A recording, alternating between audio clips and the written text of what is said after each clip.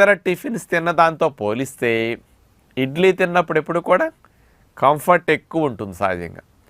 అంచేత ఇడ్లీ మంచిదంటానికి ఆయిల్ లేకపోవటం, తేలిగ్గా అరగటం, హాయిగా మత్తు లేకుండా హెవీగా అనిపించకుండా ఉండటం, ఇవన్నీ మంచి లక్షణాలు.